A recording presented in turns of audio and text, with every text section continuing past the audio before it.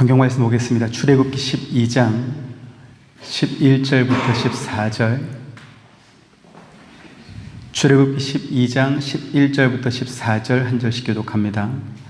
너희는 그것을 이렇게 먹을지니 허리에 띠를 띠고 발에 신을 신고 손에 지팡이를 잡고 급히 먹으라. 이것이 여호와의 유월절이니라. 내가 그 밤에 애굽 땅에 두루 다니며 사람이나 짐승을 방문하고 애굽 땅에 있는 모든 처음 난 것을 다 치고 애굽의 모든 신을 내가 심판하리라. 나는 여호와라. 내가 애굽 땅을 칠 때에 그 피가 너희가 사는 집에 있어서 너희를 위하여 표적이 될지라. 내가 피를 볼 때에 너희를 넘어가리니 재앙이 너희에게 내려 멸하지 아니하리라. 너희는 이날을 기념하여 여호와의 절기를 삼아 영원한 규례로 대대로 지킬지니라. 아멘. 나일 강물이 피로 변하는 첫 번째 재앙을 시작으로 바로와 애굽 백성들은 9번까지 이어지는 각기 다른 재앙을 경험했습니다. 그들은 왜 이와 같은 재앙을 경험했을까요? 그들이 내 백성을 내보내라 라고 하시는 하나님의 명령을 듣지 않았기 때문에 그렇게 된 것입니다. 그러자 하나님께서는 이제 모세를 통하여 바로 왕에게 애굽 땅의 모든 처음 난 것들을 전부 죽이겠다라고 하는 무서운 재앙을 선포하게 하셨습니다. 출애굽 11장 4절부터 8절 봅니다. 모세가 바로에게 이르되 여호와께서 이와 같이 말씀하시기를 밤중에 내가 애굽 가운데로 들어가리니 애굽 땅에 있는 모든 처음 난 것은 왕이 앉아있는 바로의 장자로부터 맷돌 뒤에 있는 몸종의 장자와 모든 가축의 처음 난 것까지 죽으리니 애굽 온 땅에 전무후무한 큰 부르짖음이 있으리라.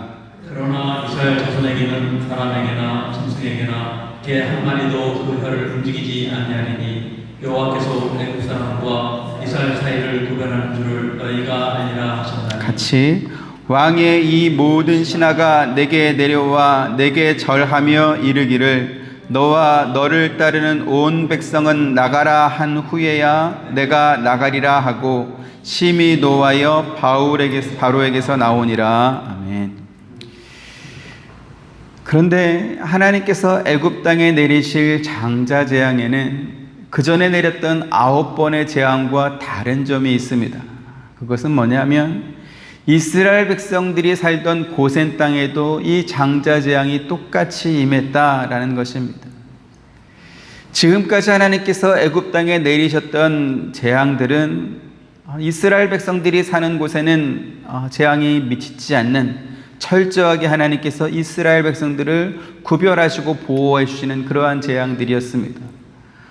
하지만 마지막 장자 재앙이 임할 때는 이스라엘 백성들이 거주하는 곳이라 할지라도 애굽 사람들이 사는 곳과 똑같은 재앙이 임하게 될 것입니다. 그래서 하나님께서는 모세를 통해서 이스라엘 백성들에게 장자 재앙을 피할 방법을 가르쳐 주셨지요. 지금까지 이스라엘 백성들은 아무것도 하지 않아도 재앙을 받지 않았지만 이제 장자 재앙 앞에서는 그들이 해야 할 일이 있다라는 것입니다. 그것이 무엇입니까? 어린 양을 잡아서 그 피를 문 좌우 기둥과 문 상인방에 바르라는 것이었습니다. 그리고 그렇게 문에 바른 피가 그들이 심판을 면하게 되는 어떤 표식이 될 것이다. 하나님께서 그렇게 말씀했습니다. 13절 같이 보십니다. 내가 애굽 땅을 칠 때에 그 피가 너희가 사는 집에 있어서 너희를 위하여 표적이 될지라. 내가 피를 볼 때에 너희를 넘어가리니 재앙이 너희에게 내려 멸하지 아니하리라. 아멘. 왜 하나님께서는 이스라엘 백성들에게 어린 양의 피를 문 기둥과 상인방에 바르는 것을 기호로 삼아서 그래서 재앙이 면하게 될 것이다 이렇게 말씀했을까요? 애굽 온 땅에 죽음의 재앙이 임하는 가운데서도 하나님의 말씀에 순종한 자들은 그 심판의 재앙을 피했다라고 하는 것을 역사적으로 확인시켜주는 것이었습니다. 만약에 이 장자 재앙이 기독교를 믿는 사람들이 종교적 신앙심을 고취하기 위해서 꾸며낸 이야기다라고 한다면 기독교회가 2000년 이상 이렇게 지속되어 오는 동안 수없이 많은 공격을 받았을 것입니다. 그리고 이와 같은 내용들을 말하지 못했을 것입니다. 왜 그렇습니까?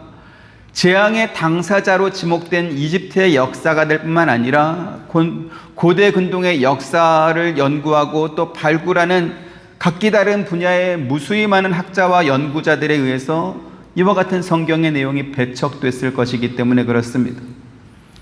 하지만 기독교 교회 역사가 초대교회 이후에 2000년 넘게 이렇게 이어지고 있음에도 불구하고 이 장자재앙에 관해서 성경과 다른 주장을 하는 그러한 사람들이나 그러한 대학교나 무슨 연구소나 이런 것이 없습니다. 오늘 본문에 이스라엘 백성들이 장자재앙을 면하기 위해서는 그들을 대신해서 죽을 양이나 염소를 적어도 나흘 전에 미리 준비했다 이렇게 말씀하고 있습니다. 하나님께서는 지금까지 이스라엘 백성들이 애굽에 살면서 사용했던 그 달력이 아니라 이제 장자재앙을 면하게 되는 6월절이 시작되는 그 달을 이스라엘 백성들을 위한 새해의 첫 달로 삼으라 이렇게 말씀했습니다. 그리고 그 달, 즉 6월절이 시작되는 새해의 첫 달 10일에 너희 각 사람이 자기 가족을 위해서 6월절에 잡을 어린 양 한 마리씩을 미리 취하라 이렇게 말씀합니다. 3절 같이 봅니다. 시작. 너희는 이스라엘 온 회중에게 말하여 이르라. 이달 열흘에 너희 각자가 어린 양을 잡을지니 각 가족대로 그 식구를 위하여 어린 양을 취하되. 네, 이렇게 준비한 어린 양은 그달 14일까지 잘 간직했다가 해가 질 때 잡은 후에 그 양의 피를 출입문 좌우 기둥과 문 상인방에 바르라 이렇게 말씀했습니다. 6절 7절 또 봅니다. 이달 열 나흔 날까지 간직하였다가 해질 때에 이스라엘 회중이 그 양을 잡고 그 피를 양을 먹을 집 좌우 문설주와 인방에 바르고. 네, 이스라엘 백성들은 6월절을 위해서 준비한 어린 양을 4일 동안 잘 간직하는 동안에 왜 하나님께서 그들에게 이와 같은 준비를 하게 하셨는지를 생각했을 것입니다. 장자재앙은 애굽 사람들뿐만 아니라 이스라엘 백성들도 들어보지 못했던, 경험해보지 못했던 그러한 재앙입니다. 그래서 모세의 말대로 어린 양을 준비하면서도 그것을 왜 준비해야 되는지 몰랐을 것입니다. 더구나 어린 양은 가족당 한 마리씩 잡아야 했습니다. 혹시 그 식구가 너무 작아서 어린 양 한 마리의 고기가 너무 많다면 가장 가까운 이웃과 그 고기를 나눠 먹을 수도 있었습니다. 4절 같이 옵니다. 시작. 그 어린 양에 대하여 식구가 너무 적으면 그 집의 이웃과 함께 사람 수를 따라서 하나를 잡고 각 사람이 먹을 수 있는 분량에 따라서 너희 어린 양을 계산할 것이며. 고대 사회일수록 대가족인 경우가 많습니다. 우리나라도 예전엔 대가족이었죠. 성경에 나오는 야곱도 4명의 아내와 12명의 아들과 또 1명의 딸이 있었습니다. 그래서 어린 양이라 할지라도 양 한 마리를 잡으면 집안 온 식구들이 그 고기를 다 먹을 수 있었습니다. 하지만 혹시 가족 수가 너무 적어서 고기가 남겠다 싶으면 그것을 다음 날까지 남겨두지 말고 가장 가까운 이웃 가운데 가족 수가 많은 사람과 나누어서 그날 잡은 6월절 어린 양을 다 먹도록 그렇게 했습니다. 그런데요, 이스라엘 백성들이 장자재앙이 임하기 전에 이렇게 6월절 어린 양을 먹은 것은 예수님께서 붙잡히시기 전에 제자들과 최후의 만찬을 함께 했던 것과 너무나 닮아 있습니다. 예수님의 제자들도 예수님께서 이제 만찬 후에 겟세마네 동산에 올라가서 기도하시다가 대제사장이 보낸 그 군병들과 사람들에 의해서 붙잡히기 전까지 자기들이 예수님과 함께 했던 그 저녁 식사가 마지막 만찬일 줄을 몰랐습니다. 그래서 예수님께서 그들의 발을 씻어주시고 떡과 잔을 나누어 주시면서 이것은 내 몸이다, 또 이것은 내 피다 그렇게 말씀했을 때 그것이 무슨 뜻이었는지 잘 몰랐던 것입니다. 심지어 그 자리에서도 누가 더 큰 사람인지를 두고 서로 다툴 지경이었습니다.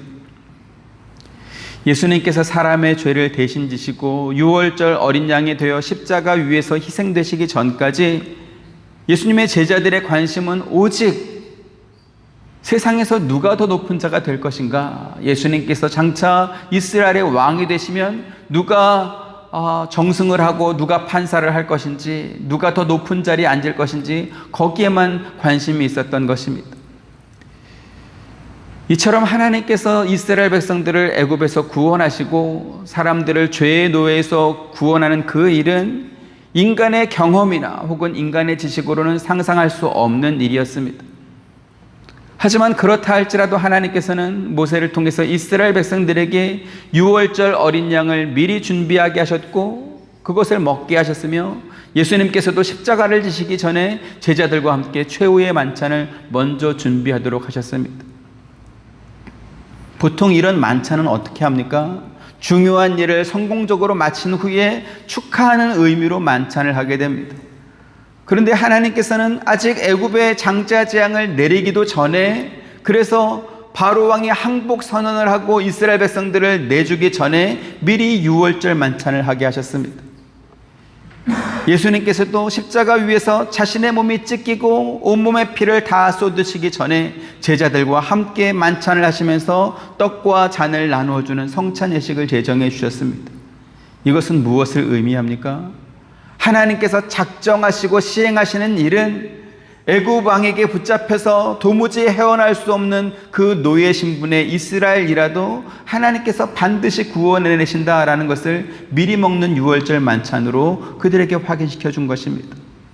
또한 죄와 사망의 굴레에서 도무지 빠져나올 수 없는 인간이라 할지라도 예수 그리스도께서는 당신의 피와 당신의 살로 그 죄의 값을 대신 지급하시고 그들을 죄에서 빼내신다라는 것을 상징하는 것입니다. 그래서 이스라엘 백성들은 아직 바로 왕으로부터 애굽을 떠나도 좋다라는 그러한 공식 허가 명령이 떨어지기 전일지라도 어린 양을 잡아서 유월절 만찬을 할 수 있었던 것이지. 같은 원리로 우리도 아직 천국 입성은 하지 않았지만 그러나 성찬을 나누면서 우리가 이미 받은 구원을 기뻐하면서 예수 그리스도의 희생을 기념할 수 있는 것입니다. 이처럼 유월절은 하나님께서 당신의 백성을 구원하신다는 확실한 징표로 주셨습니다. 하지만 그렇다 할지라도 이스라엘 백성들은 하나님께서 주신 말씀을 따라 어린 양의 피를 그들의 대문 입구에 이렇게 좌우 문 기둥과 상인방에 발라야 했던 것이죠. 앞서도 말씀드렸던 것처럼 장자 재앙은 애굽 땅에만 임한 것이 아니고 이스라엘 백성들이 거주하던 고센 땅에도 똑같이 임했습니다. 다만 차이가 있다면 무슨 차이가 있습니까? 이스라엘 백성들은 하나님의 말씀을 듣고 순종하여 어린 양의 피를 그 문에 바른 것입니다. 그리고 그 피로 인해서 재앙이 그 집을 넘어간 것입니다. 하지만 이스라엘 백성이라 할지라도 만약에 그 어린 양의 피를 문에 바르지 않았더라면 그 집은 장자 재앙을 면할 수 없었습니다. 반대로 애굽 사람 중에서 혹시 저 이스라엘 사람들이 왜 갑자기 저런 일을 할까? 왜 느닷없이 양의 피를 문에다 바를까? 왠지 불길하다. 우리도 따라하자. 그래서 그들도 똑같이 양을 잡아서 양의 피를 문 기둥과 문 상인방에 발랐다 했다면 그들도 이스라엘 백성들처럼 재앙과 심판을 면했을 것입니다. 그 전까지 애굽에 내렸던 9가지 재앙과는 달리 이 장자 재앙은 단지 이스라엘 백성이기 때문에 심판을 면하고 단지 애굽 사람이기 때문에 심판을 받는 것이 아니라 어린 양의 피가 있는 집은 심판이 넘어갔기 때문에 그렇습니다. 어린 양의 피는 너희 각자가 어린 양을 잡을지니 각 가족대로 어린 양을 취하라, 이렇게 성경에 하신 말씀과 같이 개개인에 대한 구원의 의미가 담겨 있습니다. 비록 가족별로 한 마리의 양을 잡긴 했지만 그러나 그 집 대문에 바른 어린 양의 피는 그 집안 식구 개개인의 신앙 고백을 의미하는 것이기 때문에 그렇습니다. 이처럼 집 대문에 바른 어린 양의 피가 식구 개개인의 신앙 고백을 의미한다는 것은 성경의 증거를 통해서 우리가 또 확인할 수 있습니다. 22절, 23절 우슬초 묶음을 가져다가 그릇에 담은 피에 적셔서 그 피를 문 인방과 좌우 설주에 뿌리고 아침까지 한 사람도 자기 집 문 밖에 나가지 말라. 여호와께서 애굽 사람들에게 재앙을 내리려고 지나가실 때에 문 인방과 좌우 문 설주의 피를 보시면 여호와께서 그문을 넘으시고 멸하는 자에게 너희 집에 들어가서 너희를 치지 못하게 하실 것입니다. 네. 문에 피를 바른 후에는 아침까지 한 사람도 자기 집 문 밖으로 나가지 말라 이렇게 말씀했습니다. 이 말은 심판이 임하는 동안 너희는 어린 양의 피, 그 피의 보호 아래에 있어야 된다라는 그러한 뜻입니다. 집 대문에 어린 양의 피를 바르는 것도 신앙 고백이고요. 여호와의 사자가 애굽 땅에 장자 재앙을 내릴 때 집 밖으로 나가지 않는 것도 신앙 고백입니다. 앞서도 말씀드렸던 것처럼 장자 재앙은 애굽 사람들뿐만 아니라 이스라엘 백성들도 한 번도 들어보지 못했고 경험해보지 못했던 그러한 심판입니다. 그래서 하나님께서 모세를 통해서 명령하신 대로 집 대문에 어린 양의 피를 바른 그 명령에 이스라엘 백성들이 순종하긴 했지만 정말 그날 밤에 하나님의 심판이 임하는지 궁금해서 누군가 밖으로 나갔다면 어떻게 됐겠습니까?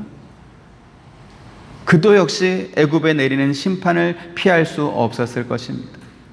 그래서 6월절은 하나님의 말씀을 듣고 순종한 사람에게는 구원의 은혜가 임했지만 하나님의 말씀을 듣고도 순종하지 않은 사람에게는 재앙이 임한다는 것을 보여준 그러한 사건인 것입니다.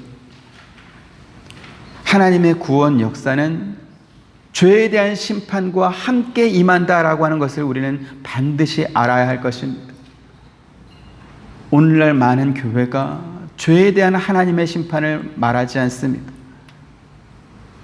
대신에 그저 사랑하고 용서하시는 예수님의 은혜만을 강조하고 있습니다. 그런데요, 죄에 대한 심판이 없는 용서는 참된 용서가 아닙니다. 아무리 죄를 지어도 심판하지 않는데 죄를 용서해 준다는 게 무슨 의미가 있겠습니까? 하지만 안타깝게도 오늘날 많은 목회자와 교회들이 오직 사랑, 오직 포용, 오직 평화, 오직 이해만을 강조합니다. 자유는 공짜로 주어지지 않는다라는 말이 있는 것과 같이 우리가 받은 구원도 공짜로 주어진 것이 아닙니다. 하나님께서 당신의 아들 예수 그리스도를 죄에 대한 보상으로 그 대가로 십자가 죽음이라는 가혹한 형벌 앞에 내주셨기 때문에 죄범한 우리가 구원받을 수 있었던 것입니다.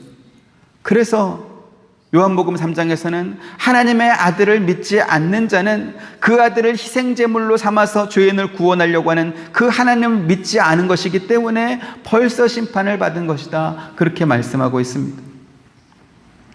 그런데 이렇게 값으로 계산할 수 없는 구원의 은혜를 받은 사람들이 어디서 온 건지도 모르겠는, 실체도 분명하지 않은 사랑과 용서와 이해와 포용 같은 말로 하나님께서 자기 아들을 십자가 죽음 앞에 희생의 제물로 내어놓으면서 구원하신 그 구원의 사랑을 마치 쓰레기처럼 만들어버리고 말았습니다.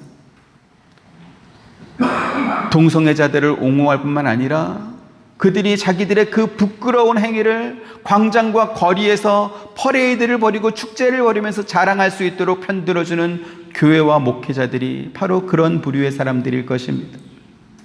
히브리서 10장 26절부터 29절 봅니다. 우리가 진리를 아는 지식을 받은 후 짐짓 죄를 범한 즉 다시 속죄하는 제사가 없고 오직 무서운 마음으로 심판을 기다리는 것과 대적하는 자를 배울 맹렬함만 있으리라. 모세의 법을 폐한 자도 두세 증인으로 말미암아 불쌍히 여김을 받지 못하고 죽었거든. 하물며 하나님의 아들을 짓밟고 자기를 거룩하게 한 언약의 피를 부정한 것으로 여기고 은혜의 성령을 욕되게 하는 자가 당연히 받을 형벌은 얼마나 더 무겁겠느냐 너희는 생각하라. 네, 모세의 율법을 받았다고 해서 다 용서받고 다 하나님의 백성이 된 것이 아니라는 것이죠. 그 중에 율법을 어긴 어떤 사람은 불쌍히 여김을 받지 못하고 돌에 맞아 죽었습니다. 하물며 하나님의 아들을 짓밟고 자기를 거룩하게 한 그 언약의 피를 부정한 것처럼 여긴다고 한다면 그러한 자들에게 하나님의 형벌이 임하는 것은 당연하지 않겠습니까? 죄를 지어도 심판이 없고 형벌이 없는 법은 법이 아닙니다. 만약에 죄를 범해도 심판이 없는 세상이 있다면 그 세상은 아마도 지옥일 것입니다. 왜 하나님께서는 6월절 심판이 애굽 땅에 임할 때 이스라엘 백성들에게는 문 밖으로 나가지 말고 그 집 안에 머물라고 말씀했을까요? 그것은 이스라엘 백성도 애굽 사람과 다르지 않은 똑같은 죄인이기 때문에 그렇습니다.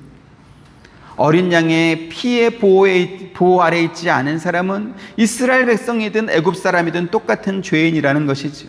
그래서 그 시간에 문 밖으로 나가게 되면 심판을 피하지 못한다라는 것입니다. 그리고 이 6월절 법칙은 지금도 똑같이 적용됩니다. 그 법칙이 무엇입니까? 우리를 거룩하게 하신 언약의 피 안에 우리가 있어야 한다라는 것입니다. 진리의 영이신 성령께서 우리에게 주신 구원 얻는 지식이 무엇인지 우리가 분명히 깨닫고 경거망동해서 함부로 문 밖으로 나가서 이 구원에 관해서 훈수하는 그러한 짓을 하지 말아야 된다라는 것입니다. 저희 아버님은 복싱 경기를 대단히 좋아하셨습니다. 그래서 저도 그 당시에는 TV가 하나밖에 없었으니까 아버님이 권투 경기를 보면 저도 볼 수밖에 없었죠. 요즘에는 권투보다 더 잔혹한 격투기 경기가 대단한 인기를 끌고 있습니다. 근데요, 그 중계를 보면 양쪽 코너, 청코너, 홍코너, 양쪽 코너에 있는 코치나 감독들이 경기하는 내내 야, 가드를 올려, 야, 빨리 여기를 어디를 때려 이러면서 막 소리를 지르는 소리가 안내하는 해설하는 사람들의 목소리와 함께 이렇게 들리는 것을 우리가 보게 됩니다. 서로 주먹과 발길질이 오가는 치열한 경기 속에서 순간의 방심은 KO패로 이어질 수 있기 때문에 자기 선수의 약점을 큰 소리로 가르쳐줘서 거기 너 약점이니까 빨리 보호해야 돼, 혹은 상대방이 약점이 보였을 때 거기를 때려야 돼, 이렇게 막 가르쳐주는 것입니다. 이처럼 정말 피가 튀기는 그러한 경기라는 선수들에게 그 코너에서 소리쳐줄 수 있는 것은 그 소리치는 사람들이 그 선수를 훈련시키고 또 경기 전략을 짜고 가르쳐준 그러한 사람들이기 때문에 그렇습니다. 자, 그러면 6월절 저녁에 양고기를 나누어 먹은 이스라엘 백성들은 그날 밤 애굽 땅을 심판하시는 하나님에게 이래야 돼 저래야 돼 이렇게 코치해줄 수 있고 훈수할 수 있는 그러한 사람들입니까? 그렇지 않습니다. 22절 말씀과 같이 그들은 문 밖으로도 나오면 안 되는 사람들이었습니다. 그러면 지금은 어떻습니까? 우리는 하나님께서 이루시는 그 구원 역사에 관해서 하나님 앞에 이래라 저래라 조언하고 간섭할 수 있는 그러한 사람들입니까? 원래 우리도 구원받지 못한 사람들과 똑같은 죄인이고 그 죄 때문에 심판받아야 마땅한 사람들이었습니다. 그런데 하나님께서 당신의 아들 예수 그리스도를 6월절 어린 양으로 삼으셔서 우리 대신 우리의 죄값을 대신 치르게 하셨기 때문에 우리가 심판을 면할 수 있었던 것이죠. 그런데요, 자기 주제도 모르고 문 밖으로 나가서 저 사람은 비록 동성애자지만 정말 착한 사람입니다, 그러니까 구원해도 됩니다, 이렇게 간섭합니다. 또 저 사람은 불교 신자이긴 하지만 그러나 하나님의 이름을 몰라서, 예수님 이름을 몰라서 신의 이름을 부처라고 부르는 것일 뿐이고 신을 믿고 의지하는 마음은 우리 기독교 신자와 똑같기 때문에 그도 구원받을 수 있습니다, 이렇게 또 말하고 있습니다. 오늘날 종교다원주의를 주장하는 기독교단과 또 신학자들 또 목회자들이 그와 같은 부류의 사람들입니다. 여러분, 구원에 관해서 우리는 할 말이 없는 사람들입니다. 우리가 뭘 한 게 있다고 감히 구원에 관해서 당신은 괜찮다, 당신도 문제없다, 이렇게 마치 공항에서 이렇게 입국하는 사람들 심사하는 이민국 심사관처럼 그러한 역할을 우리가 한단 말입니까? 하나님은 그 누구에게도 그와 같은 권한을 준 적이 없고 그렇게 임명한 사람도 없습니다. 그런데요, 그러한 사람들이 있었습니다. 종교개혁 이전에 로마 가톨릭의 교황과 또 사제들이 돈을 받고 면죄부를 팔면서 마치 자기들이 인간의 구원을 허가해 줄 수 있는 그러한 사람들처럼 당시 성도들을 속였던 것입니다.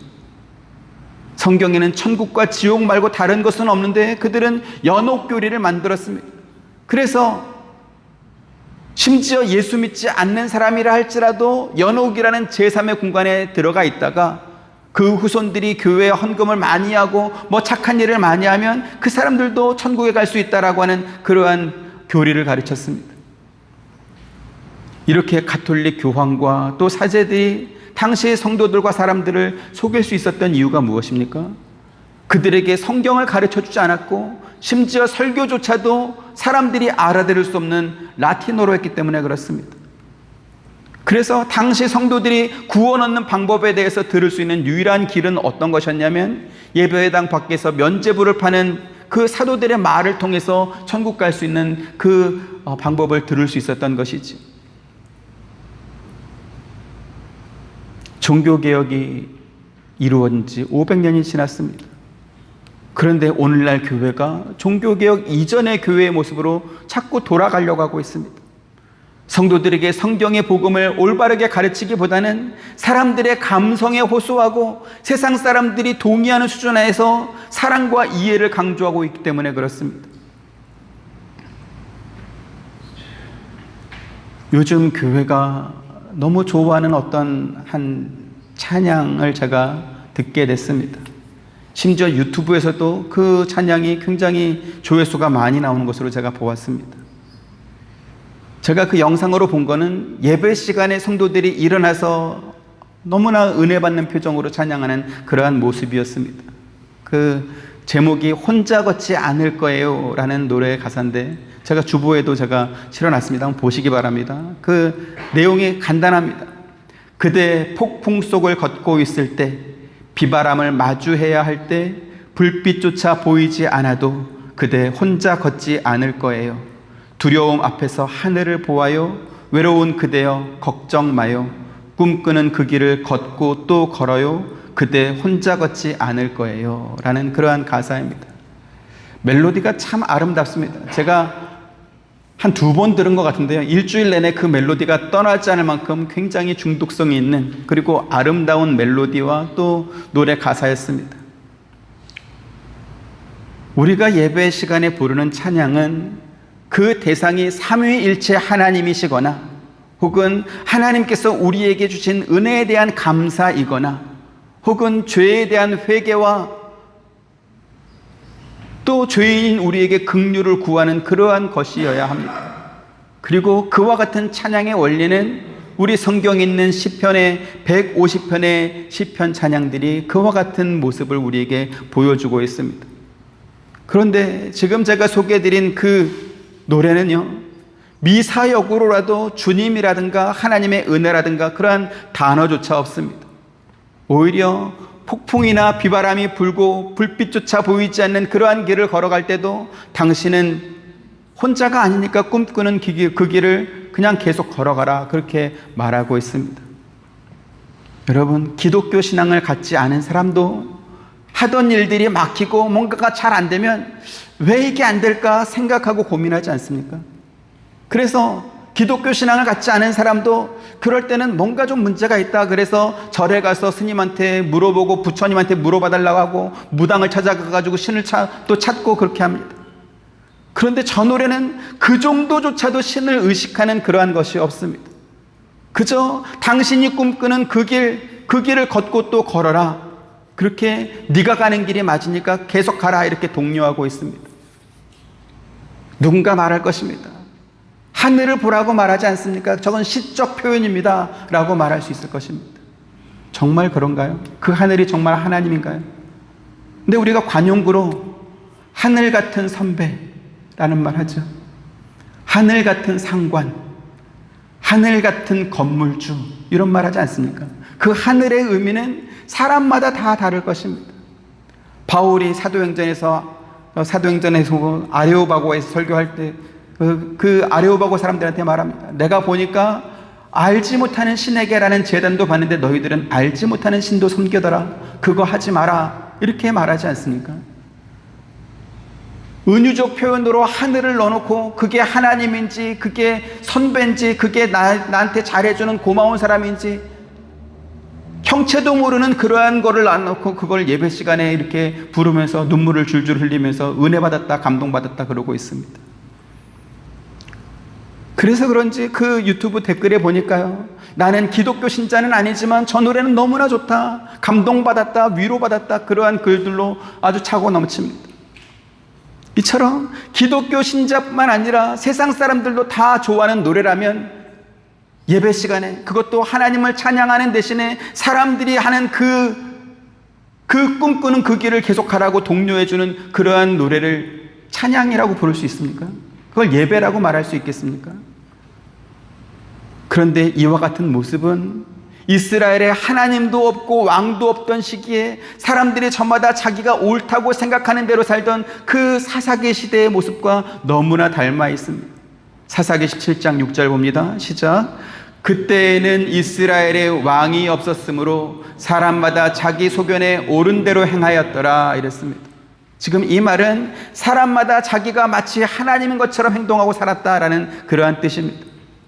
그렇다 보니까 성전에서 보호하는 것을 그 기업으로 물려받았던 하나님께서 그렇게 정해줬던 레위인조차도 우상을 만들고 그것을 하나님으로 섬기는 그 개인 사람의 집에 들어가서 개인 제사장 노릇을 했습니다. 사사기 17장 5절 봅니다. 시작. 그 사람 미가에게 신당이 있으므로 그가 에봇과 드라빔을 만들고 한 아들을 세워 그의 제사장으로 삼았더라 이랬습니다. 미가라는 사람 집에 신당이 있었는데 그가 에봇과 드라밈으로 우상을 만들어 놓고 한 사람을 자기 집에 있는 그 신당의 제사장으로 삼았다라는 것이죠. 그래서 17장 7절에 10절 봅니다. 유다 가족에 속한 유다 베들레헴의 한 청년이 있었으니 그는 레위인으로서 거기서 거류하였더라. 그 사람이 거주할 곳을 찾고자 하여 그 성문 유다 베들레헴을 떠나가다가 에브라임 산지로 가서 미가의 집에 이르매 미가가 그에게 묻되 너는 어디서부터 오느냐 하니 그가 이르되 나는 유다 베들레헴의 레위인으로서 거류할 곳을 찾으러 가노라 하는지라. 미가가 그에게 이르되 내가 나와 함께 거주하며 나를 위하여 아버지와 제사장이 되라. 내가 해마다 한 열과 의복한 걸과 넣을 것을 주리라 하므로 그 레위인이 들어갔다. 네. 이스라엘 백성들이 애굽을 떠날 수 있었던 것은 하나님께서 그들을 붙잡고 있던 애굽을 심판하시고 그들에게 구원의 은혜를 베푸셨기 때문에 그렇습니다.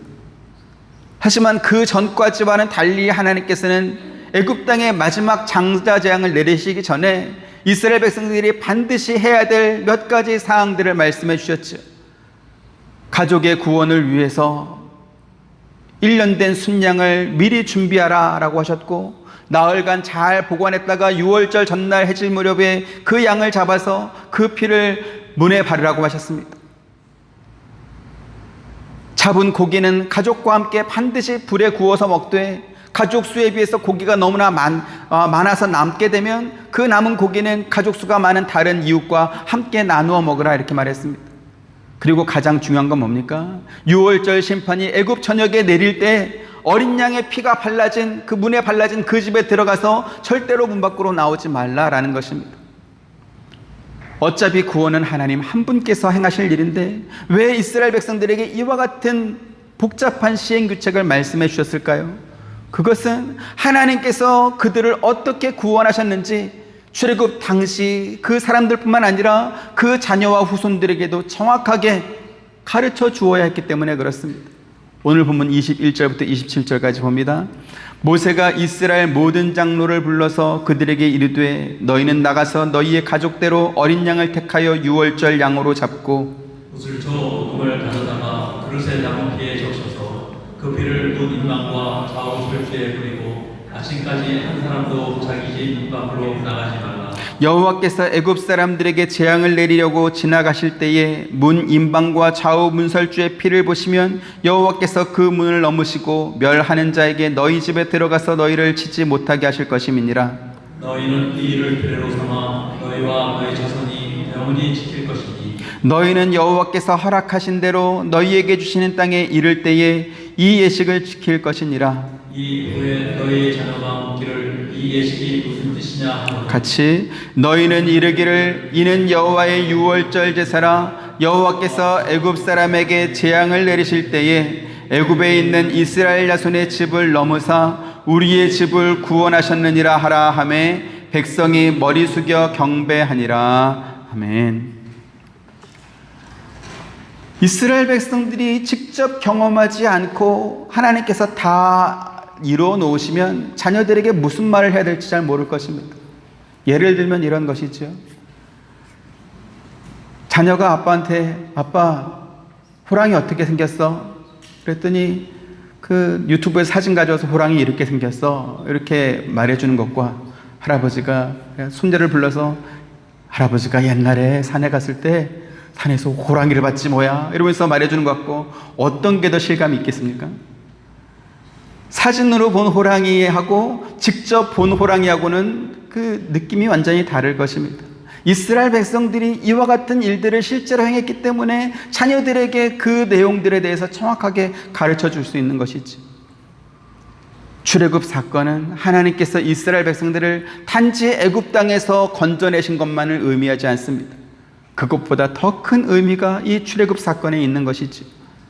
이스라엘 백성들이 해마다 지키는 이 유월절 절기는 그들을 구원하신 하나님의 은혜가 그들의 자녀와 또 그들의 후손 대대로 이어지고 있음을 확인시켜 주는 것입니다.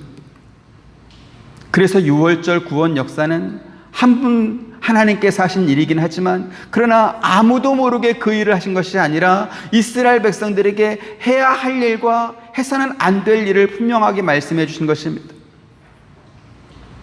그것은 하나님께서 애굽 땅에 내리시는 이 장자 재앙이 철저하게 하나님의 뜻과 그리고 또 하나님의 말씀 속에서 이루어졌다라고 하는 것을 이스라엘 모든 백성으로 하여금 알게 하셨던 것입니다.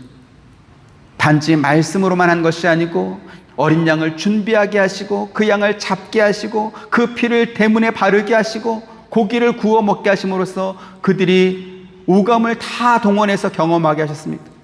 그런가 하면 그날 밤에 문 밖으로 나가지 말라라고 해서 어린 양의 피가 보호하는 그 집 안에만 머물도록 하심으로 인해서 그들이 하나님 말씀 안에만 머물러야 된다는 것을 분명하게 가르쳐 주었던 것입니다. 그리고 이 유월절 원리는 지금도 똑같을 것입니다. 우리가 구원받은 사람이라고 해서 함부로 경거망동해가지고 하나님께서 이루시는 그 구원 역사를 간섭하거나 혹은 훈수를 두거나 혹은 자기가 마치 심사관이나 된 양처럼 당신도 괜찮다, 당신도 허가해 줄게 이렇게 할 수 없다라는 것입니다. 오늘날 성경의 가르침에서 벗어난 많은 교회와 또 기독교 교단들이 있습니다. 마치 종교개혁 이전의 로마 가톨릭 교회와 같이 마치 그들이 무슨 천국 열쇠나 가지고 있는 것처럼 하나님께서 분명히 죄라고 말씀하셨는데 괜찮다라고 말을 하고 심지어 반드시 예수님을 믿지 않아도 괜찮다. 착하게 살고 자기가 믿는 신을 믿으면 부처를 믿든 알라를 믿든 결국 종착역은 천국 똑같다. 그렇게 말하는 것입니다. 이것은 앞서 우리가 읽었던 히브리서 10장 말씀과 같이 하나님의 아들을 짓밟고 우리를 거룩하게 하신 언약의 피를 부정한 것으로 만드는 가장 무서운 죄악일 것입니다. 하지만 성경을 잘 모르는 성도들은 자기들이 잘못된 신앙생활을 하고 있는데도 불구하고 그저 교회나 성당만 열심히 다니면 괜찮다 이렇게 생각합니다. 그 목사님 참 좋은 분이더라. 그 교회 참 좋더라. 거기 성도들 참 좋은 사람들 많더라. 그래서 교회가 괜찮고 목사가 괜찮고 성도들이 괜찮으니까 괜찮다라고 여기는 것이지. 여러분, 구원은 목사 말을 잘 들어서 받는 것이 아닙니다. 또는 함께 다니는 성도들이 좋은 사람들이기 때문에 구원받는 것이 아닙니다. 복음서 이후에 기록된 서신서들을 여러분들 읽어보시기 바랍니다. 바울과 베드로와 야고보와 사도 요한과 같이 정말 많은 성경의 저자들이 한 목소리로 경계하고 주의했던 것이 있었습니다. 그게 뭡니까? 거짓 선자를 조심해라, 거짓 교사들을 주의해라 라는 것입니다. 왜요? 모양은 비슷한데 실제로는 가짜이기 때문에 그렇습니다. 거짓 선자이기 때문에 그렇습니다. 그들이 초대교회 당시부터 있었고 지금도 너무나 많이 있습니다. 그래서 사도 바울은 구원받는 믿음이 무엇인지 또 구원받은 성도들은 어떻게 신앙생활을 해야 되는지 로마서를 통해서 또 갈라디아를 통해서 에베소서를 통해서 우리에게 가르쳐주고 있는 것입니다. 우리가 성경을 모르면 종교개혁 이전의 로마 가톨릭 신앙으로 돌아갈 수밖에 없습니다. 그래서 종교개혁자들은 오직 성경으로라는 구호를 삼아서 성도들에게 성경을 번역해서 읽도록 해주고 또 그 성경을 어떻게 이해해야 되는지 신앙 고백서와 교리문답서를 만들어서 그들의 이해를 도와주었습니다. 왜 하나님께서 이스라엘 백성들에게 유월절을 지킬 뿐만 아니라 유월절 그 예식의 의미를 자녀들에게 가르쳐 주라고 말합니까? 구원이라고 하는 것이 오직 하나님의 말씀과 그 말씀을 친히 이루시는 하나님의 일하심을 통해서 이루어졌다라고 하는 것을 구원받은 모든 사람들에게 알게 해주려고 가르치라고 했던 것입니다. 그래서 우리는 하나님의 말씀인 성경대로 신앙생활을 해야 될 줄로 믿습니다. 기준이 사람이 되어서는 안 될 것입니다. 기준이 사람의 감정이나 혹은 감격스러운 예배의 분위기가 되어서는 안 될 것입니다. 그런데 이걸 모르기 때문에 신비주의 이단이 이렇게 많이 생기는 것이고, 교회라는 이름으로 혹세무민하는 그 이상한 목사들이 우리 주변에 너무나 많이 있는 것입니다. 여러분, 성경 읽고 성경 배우는 것을 게을리하지 마시길 바랍니다. 성경의 뜻을, 그것을 해석하는 인간의 관점으로 보는 것이 아니고 성경을 우리에게 주신 하나님의 뜻대로 이해하도록 기둥을 세워주는 그 교리를 열심히 배우시길 바랍니다. 그것만이 여러분들이 바른 진리 위에서 하나님께서 주신 구원의 은혜를 충만하게 누릴 수 있는 그러한 안내서가 될 것이기 때문에 그렇습니다. 그래서 저와 여러분, 우리 한빛 장로교회가 성경 말씀 위에 든든히 우리의 신앙이 세워질 수 있게 되기를 주님의 이름으로 축원드립니다. 은혜로우신 아버지 하나님, 감사합니다. 이스라엘의 구원이 오직 하나님의 능력과 하나님의 일하심으로 이루어졌지만, 그러나 하나님께서는 이스라엘 백성들에게 해야 할 일과 또 해서는 안 될 것들을 말씀하시고 그 말씀을 지켜 순종한 자에게 구원의 은혜를 베푸신 것을 성경 말씀을 통해서 우리에게 가르쳐 주셨습니다. 이것을 모르기 때문에 경거망동해서 마치 자기가 무슨 천국 심사관이나 된 것처럼 그렇게 하나님께서 주신 구원의 은혜를 욕되게 만드는 사람들이 너무나 많은 그러한 시대를 우리가 살아가면서 다시 한번 하나님께서 우리에게 주신 구원의 은혜를 생각하고 또 이 어린 양의 피의 그 보호 아래, 그 은혜 아래만 있어야 한다는 진리를 다시 한번 확인시켜 주고 있습니다. 이 가운데 우리가 확실하게 거할 수 있도록 우리의 믿음을 더하여 주옵소서. 예수님의 이름으로 기도합니다. 아멘. 지금은 우리 주 예수 그리스도의 은혜와 하나님의 크신 사랑과 보혜사 성령님의 감화감동 교통하심이 주의 말씀 안에 거하길 원하는 사랑하는 모든 성도님들의 머리 위에와 가정과 생업과 하시는 모든 일 가운데 지금부터 영원토록 함께 있기를 축원하옵나이다. 아멘.